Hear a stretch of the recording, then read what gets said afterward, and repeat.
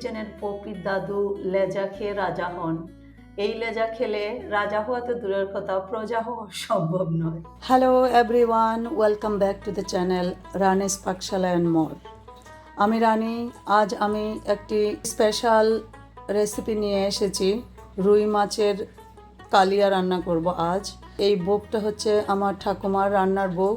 দেখতেই পাচ্ছ বুকটা কত পুরনো। এই বুকে একদমই মশলা ছাড়া সুস্বাদু রুই মাছের কালিয়া খুব অল্প সময়ে রান্না করা যায়।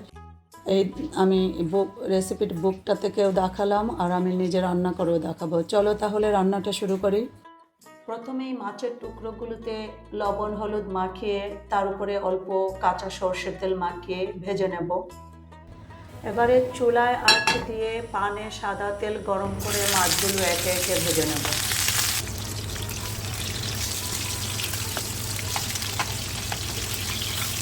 আমার মাছ ভাজা অলমোস্ট শেষ হয়ে গেছে। এই তিনটে দিয়ে শেষ। দেখো দোকানি রুই মাছের লেজাটাকে কেমন করে কেটে দিয়েছে, এতে আর কিছুই অবশিষ্ট নেই।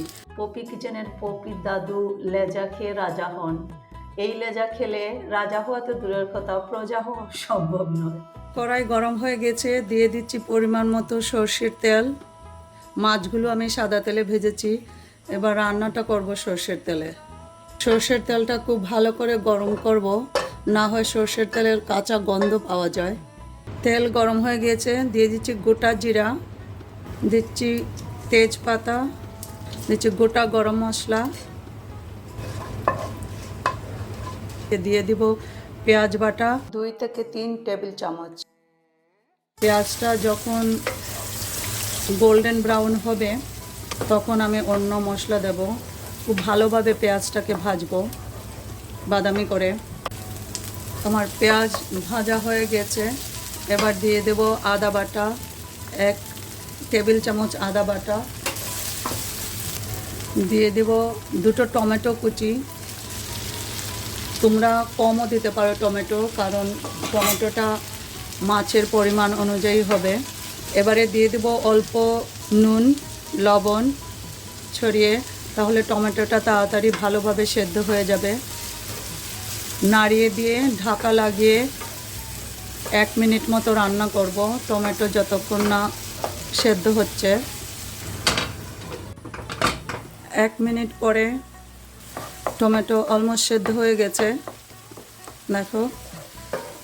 এবার বাকি মশলাগুলো দিয়ে দেব। 1 চামচ হলুদ গুঁড়ো, হাফ চামচ লঙ্কা গুঁড়ো।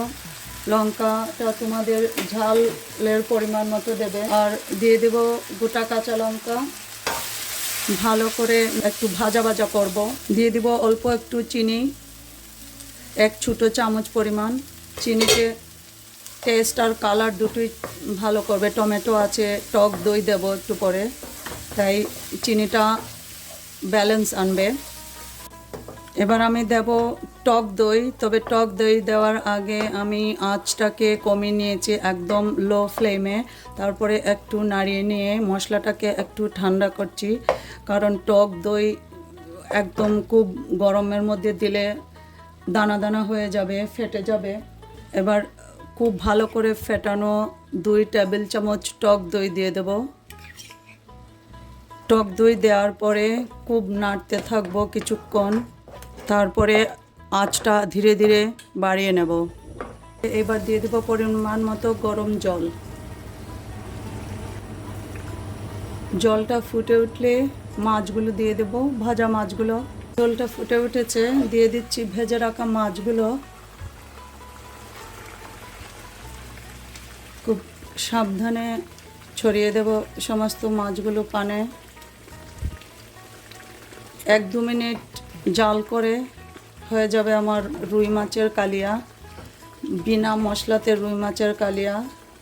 তোমরা যদি ভেবে থাকো যে কিভাবে হয় এটা, একবার হলেও অন্তত একবার হলেও ট্রাই করে দেখো, একদমই ডিসঅ্যাপয়েন্টেড হবে না। এবার দিয়ে দেবো স্বাদ মতো বাকি লবণ। লবণ আর ঝাল নিজের নিজের স্বাদ মতো দেবে। দেখো কি সুন্দর কালার এসেছে। হয়ে গেল আমার রুই মাছের কালিয়া। দেখো কত সুন্দর হয়েছে, দেখতে যেমন সুন্দর হয়েছে খেতেও তেমনি সুন্দর হয়।